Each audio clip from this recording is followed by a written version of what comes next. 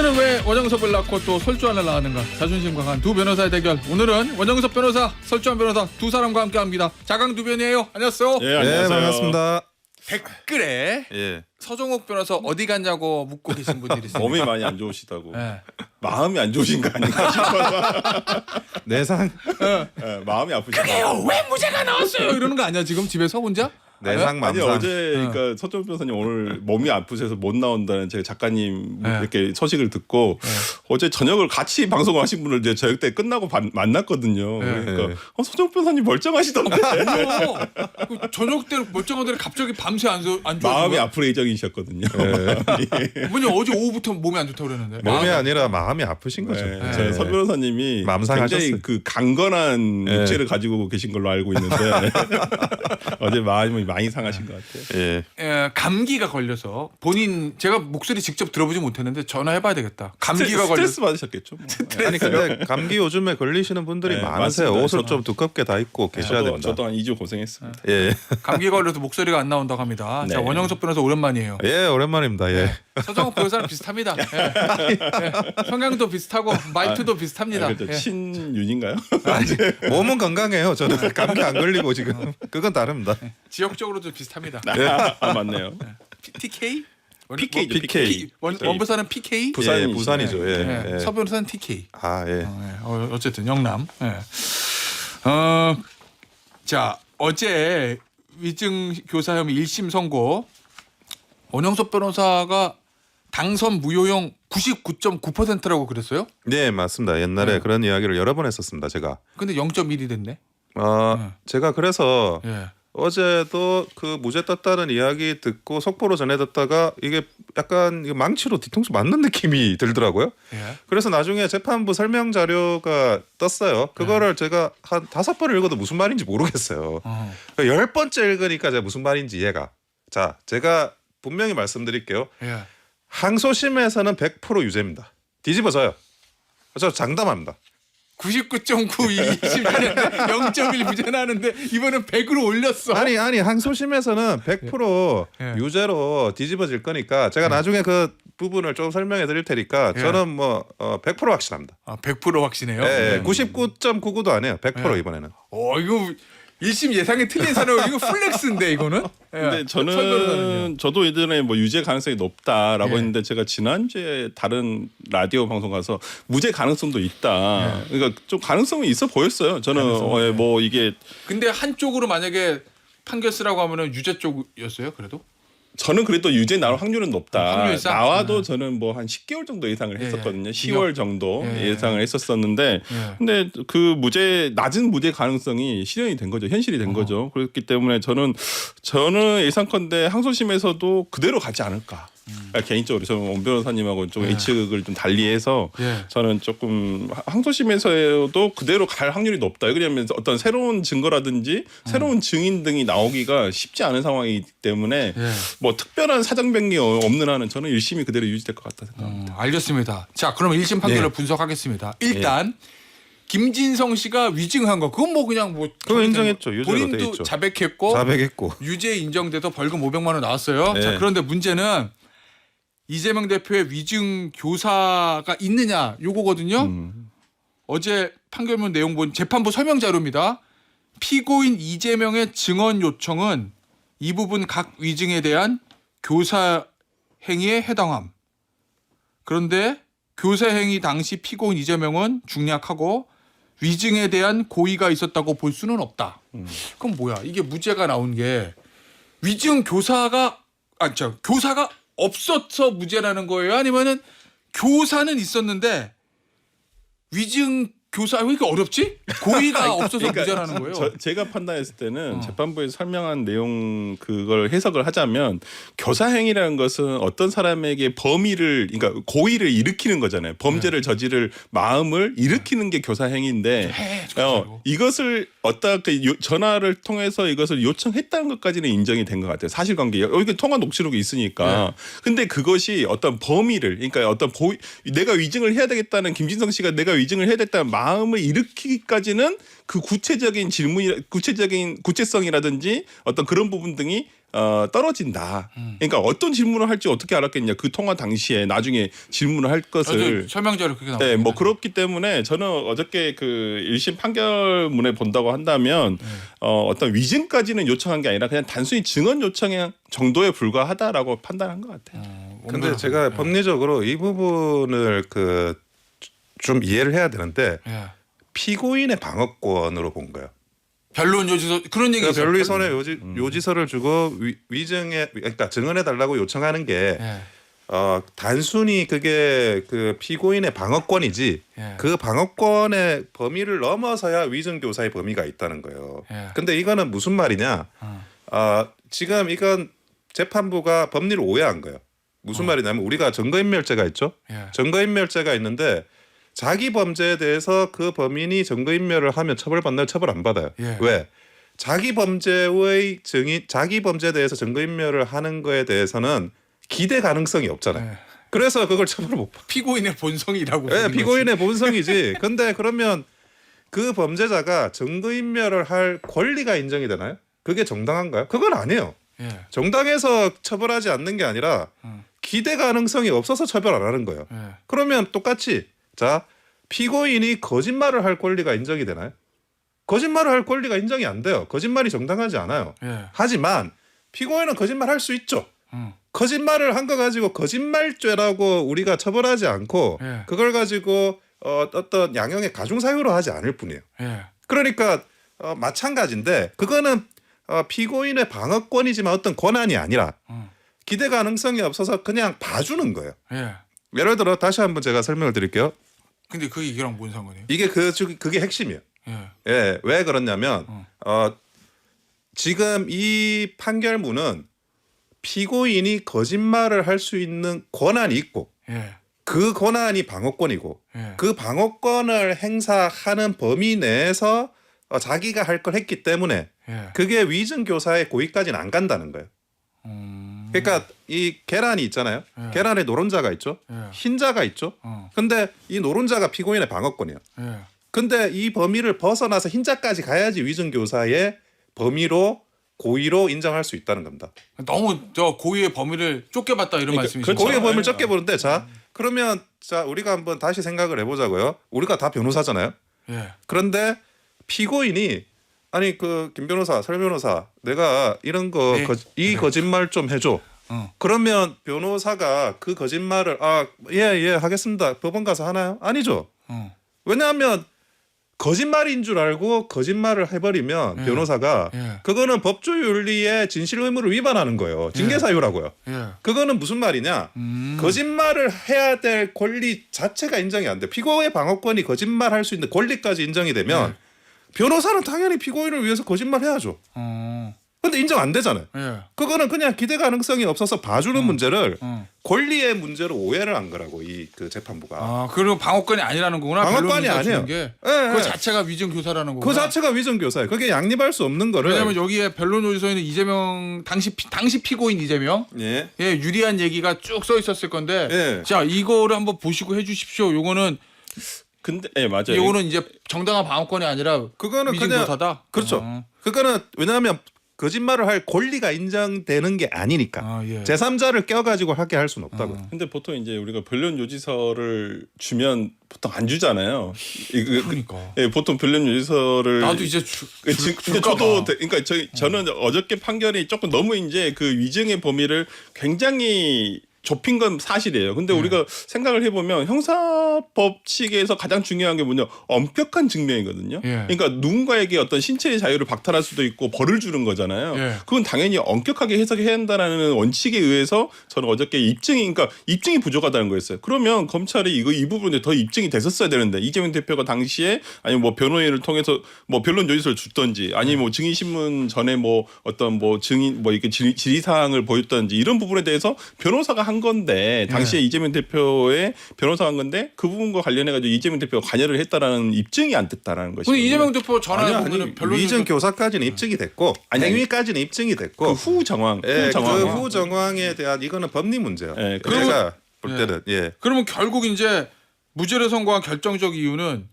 이재명 대표의 어떤 위증을 시키려는 고의 그러니까 이거 내가 이거 변론료에서 주고 전화한다고 해서 김진성이가 한 2달 있다가 김진성 씨가 한 2달 있다가 위증을 할 거야. 요렇게 예측할 수 없었다. 요것 때문에 무죄가 나온 거죠. 그럼 결과적으로 뭐 시킨 거 맞는데. 자 그것도 이게 왜 나 변호사 아닌 것 같지? 왜 이해를 못하지? 설명 자료를. 법리를 이야기를 네. 하자면 이거를 이제 증인 신청을 하고 나서 예. 이 증인을 만난 게 아니에요. 이 사람이 증인 될 가능성이 굉장히 높으니까 예. 미리 이거를 작업을 한 거예요. 증인 신청 전에. 예. 그러니까 그걸 미리 작업하다 보니까 어떤 현상이 일어났냐면 그때만 하더라도 이렇게 전화하고 뭐하고 변론요기서 줄 때만 하더라도 이 사람이 무슨 증언을 해야 되고 증인이 될지 안 될지도 잘 모르는 상태 아니었냐. 예. 재판부 그렇게 얘기했어요. 그렇게 이야기를 한 거예요. 증인 신청 전이었구나. 그래서 그런데 자 그게 왜 문제냐면 예. 우리가 우발적으로 살인이 일어났어요. 예. 갑자기 만났는데 저 사람하고 나하고 감정싸움이 붙었어. 그래서 살인이 일어나면 어떻게 되나? 우발적인 살인은 오히려 형을 깎아주죠. 근데 계획적인 살인을 해요. 한 달 전에 예. 누군가를 암살하려고 계획을 막 해. 뭐 어디 가가지고 저 사람의 동선도 파악을 하고 어디 가가지고 뭐 부엌칼도 하나 사고. 예. 그러면 어떻게 되죠? 형이 더 올라가죠. 예. 그러니까 미리 다양한 케이스를 상정하고 범행의 계획을 하는 걸 오히려 중하게 처벌을 해야 되는데 예. 오히려 그게 반대로 또 이게 간 거예요. 그러니까 제가 아까 말씀드린 거는 이게 전부 법리의 문제라는 거. 아까 피고인의 방어권의 법리 그리고 범죄를 계획하는 데 있어 가지고 그게 오히려 중하게 처벌될 거 경하게 처벌했다는.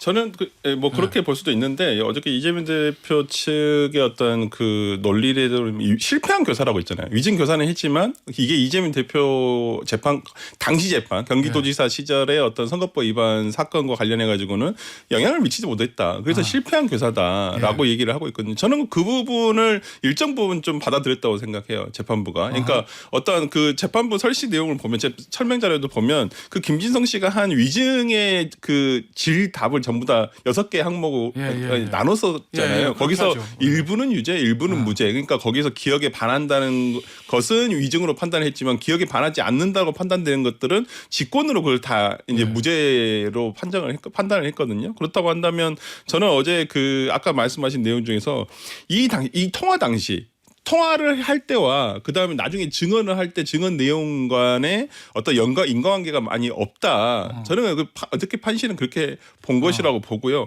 조금 문제는 뭐냐면 이게 위증의 범위를 축소를 시켜버리다 보니까 이게 다른 재판 같은 경우도 똑같은 판례들이 많아요. 그러니까 기본적으로 뭐 사실대로 얘기해달라. 그다음에 메모를 줬다든지 아니면 신문 사항을 미리 보여줬다든지 이런 경우는 대부분 다 위증 교사로 처벌이 됐던 건 사실인데 어제 같은 경우 되면 이제 문제는 뭐냐면 저는 조금 이제 나면 이대로 굳어지게 된다면 이게 우리가 위증이라는 거 형사재판에서만 있는 건 아니잖아요. 민사에도 있죠. 민사 행정재판 뭐 가사재판 다 있잖아요. 근데 거기서 이제 그러니까 변호사가 이제 할 일이 더 많아졌죠. 이제 증인 될 사람한테 변론 요지서 줘야 돼요. 이제. 그러니까 아까 내가 그 얘기하잖아요. 나도 이제 주려고. 자 증인 그냥 보내고. 이게 우리가 이렇게 약간 그런 부작용이 있을 수도 있겠다라는 생각이 좀 들더라고요. 아니 그런데 이재명 대표가 했던 실패한 교사라는 이유 중에 중요한 부분은 김진성의 증언에 따라 가지고 그 당시 이제 판결이 나온 게 아니다. 그러니까 비효과적인 교사였다. 이런 거에 더 방점이 있었었고 그리고 지금 이제 다시 말씀드리지만 위증 교사 행위가 있다는 게 인정됐어요. 본인의 재판부의 설명에 따르더라도. 교사 행위. 교사 행위가 위증 교사 행위 자체는 자기들도 인정했어 재판부가. 그러니까 이게 방어권의 속이냐 방어권 밖에 위증 교사 범이냐 이 부분만의 차이가 있는 거고. 그리고 아까 말씀하신 것처럼 이런 식으로 하면 법원의 증인이라는 게 법원 업무의 핵심적인 부분이잖아요. 재판을 어떻게 해? 그러니까 누구라도 위증교사 할 수 있다 그러면 이 재판의 혼란이라는 것 공적으로도 감당할 수 없는 수준까지 가는 거예요. 피고인의 방어권의 행사, 피고인이 자기에게 무죄를 받기 위해서 할 수 있는 행사의 범위를 너무 넓혀놨다 이런 말씀이신 것 같아요. 너무 극대화시킨 거예요. 자 일단은 이제 일반인의 관점에서 아주 딱 심플하게 이런 궁금증은 드는 것 같아. 김진성은 위증을 했고 분명히 자기도 인정했어요. 그런데 이재명 대표는 뭔가 증언 요청을 했는데 위증에 고의는 없으니까 위증 교사는 아니야. 그러면 김진성 씨는 왜 위증한 거예요? 그러니까 그 부분이 조금 저도 조금 그러니까 위증을 해서 본인한테 어떤 이득이 예, 없잖아. 예. 그러니까 범인의 그러니까 우리가 보통 이제 범행의 예. 동기가 필요한데 범행 동기를 이게 범인 동기를 판결문을 쓰잖아요. 네, 근데 이제 그 부분을 조금 간접적인, 그러니까 직접적인 그러니까 이재명 대표의 증언 요청, 그러니까 네. 어저께 판결문대로 한다면 어떤 증언 요청으로 의해서 이 범행의 동기가 생기지는 않았다라고 본 것 같아요. 어떤 기타 다른 어떤 이유가 있을 수도 있는데. 그런데 어제 설명전은 그 부분은 없어. 네, 실제 판결문이 없어요. 있을지 그래서 모르겠지만. 어제 그래서 국민의힘 측에서 내놓은 이유도 그러면 이 위증을 하게 된 동기라든지 경위를 어떻게 할 것이냐 이런 부분에 대한 판단이 되지 않았다라고 하는데 저도 이렇게 설명 자료를 보고 그러면 왜 정범은 왜 위증을 했지? 약간 그런 의문은 조금 남았던 건 사실인데 이제 항소심에서 다퉈봐야 될 문제 아니겠어요? 저는 그 부분도 사실은 중요한 동기에 그 설명되지 않는 동기지만 예. 그러면 이분은 왜 교사 받아서 위정했다라고 자백을 해요? 그것도 동기가 인정이야. 이해가 안 허위 되잖아요. 자백이라고 생각을 민주당에서는 주장하고 있는 민주당에서는 뭐 일종의 뭐 플리바게닝이라든지 뭐, 예를 들면 그런 알선 이제 수재 혐의랑 뭐 지금 수사가 되고 있지 않은 부분에 대해서 어떤 플리바게닝 한 거 아니냐 뭐 그렇게 주장하고 이거는 있죠. 민주당의 주장이고 제가 볼 때는 이분이 교사받지 않은 거를 교사받아 가지고 위정했다라고 그렇게 말한 것도 아니에요. 교사 행위는 인정했으니까. 네. 제가 그 이 판결문에 대해서 교사 행위가 인정된 거예요. 교사를 받아 가지고 예. 위정한 것까지 인정이 된 거예요. 교사의 네. 범위가 없다는 거지. 그렇죠. 뭐 뭔가 이재명 대표가 요청하고 뭐 이렇게 한 거는 인정을 것까지는 다 인정이 됐는데 인정을 한 근데 거야. 그 녹취 그러니까 민주당이 해명하고도 이게 안 맞는 거예요. 아니 근데 녹취 파일 외에 더 추가 입증을 요구했던 거라고 전 보여요. 이제 네. 재판부가. 왜 그럼 더 증명을 해야지 왜 이거 하나만 가지고 그러냐. 근데 그 녹취 파일 내용도 보면 전체 다 들어보시면 예. 약간 그런 내용도 있어요. 그러니까 다 들어보신 분들은 조금 이해할 수도 있고 아닐 수도 있다고 생각을 하는데 이 김진성 씨가 중간에 그럼 제가 뭔가 좀 더 적극적으로 어떻게 액션을 취하는 게 있거든요. 예. 근데 제가 뭘 좀 더 해드릴까요? 이거 하면 아니 그러지 아니, 말고 자. 이재명 대표가 그 없는 걸 얘기하지 말고 약간 그런 식으로 어떤 그 김진성 씨의 그래요? 어떤 적극적인 예. 그 액션을 자제를 시키는 부분이 있거든요. 그러니까 저는 그런 부분 만약에 그 부분에 대해서 변호사님 말씀하신 대로 입증이 부족했다 그러면 위정교사의 행위가 입증이 안 된 거예요. 그거는 위정교사의 행위가 입증이 안 된 거지. 그러면 그렇게 판결문 또 써야 되는데 재판부는 위정교사 행위는 인정했다니까요. 그러니까 이거는 입증의 문제가 아니라 그걸 넘어서는 법리의 문제로 간 거예요. 피고인의 방어권을. 그러니까 위증 교사 자체가 없다. 그랬으면은 그러면 그 말이 맞아요. 음. 입증이 안 됐다는 말이 맞아. 그러면 그러니까 예를 들면 교사가 없었다. 예. 그러면은 그 녹취록 보니까 그냥 뭐 이거 시킨 게 아니구만. 애매하더만 이러면서 그렇게 인정을 할 수 있는데 예. 그거를 인정했다니까요. 그래요. 예. 뭐 아직 현실의 법정이 알겠어요. 두 번이 있으니까요. 항소심 이제. 항소심은 치열하게 다투겠다. 검찰 어제 발끈하는 것 같은데.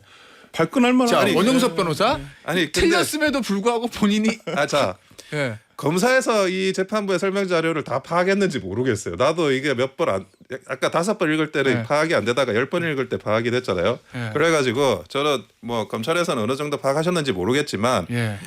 이 부분에 대한 법리를 제가 말씀드린 법리를 잘 구성해가지고 하시면 예. 이거는 뭐 항소심에서는 100% 뒤집어진다. 그냥 99.8로 하면 안 돼요. 1심 틀렸잖아요. 99.9. 예? 틀렸는데 확률 높인 사람이 있어요. 100으로 하겠습니다. 네, 100으로 합니다 우리. 100을 합니까? 아니 저는 아까 말씀드렸다시피 1심이 그대로 유지가 된다. 그러니까 뭘 더 입증할 거냐 이 말이에요. 검찰에서 그러니까 물론 법리 해석의 문제도 남아 있어요. 저는 이 판결이 이렇게 확 와닿는다. 그러니까 읽었을 때 이렇게 물 흐르듯이 자연스럽게 이해가 되면 우리가 보통 잘 쓴 판결문이라고 하잖아요.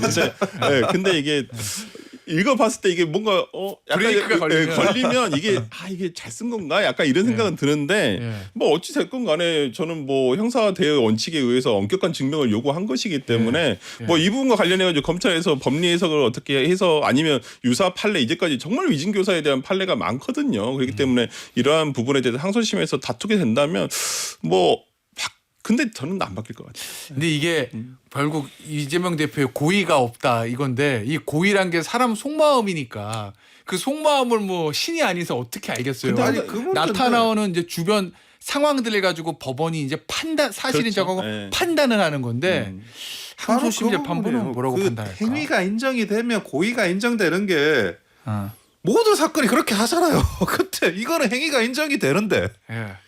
고의가 고의가 인정이 안 돼. 그게 무슨 말이야? 알겠습니다. 자 마지막으로 짧게 이화영 씨 대북 금요일날 대북 송금 관련 2심 재판이 있습니다. 2심 재판이 있는데 저는 뭐 이화영 씨와 관련해서는 굉장히 판결 선고일이 짧게 잡혔다. 항소를 하고 항소가 6월에 됐을 거예요. 맞아요. 6월에 됐는데 지금 11월 29일이죠. 예. 지금 잡혔다는 거는 한 5개월 정도 만에 잡혔어요. 예. 이게 아마 조희대 대법원장이 그 사법부에 지시를 이렇게 신속하게 재판해라. 어떤 사건이든. 예. 그게 그 판사들한테 다 그게 효과적으로 그 전달되고 있다는 거거든요. 앞으로도 그게 계속 다른 사건에도 전달될 거라는 점에서 의미 있는 부분이라고 생각합니다. 알겠습니다. 오늘 자강두면 여기서 마무리하도록 하겠습니다. 원영석 변호사, 설주환 변호사였어요. 감사합니다. 네, 감사합니다.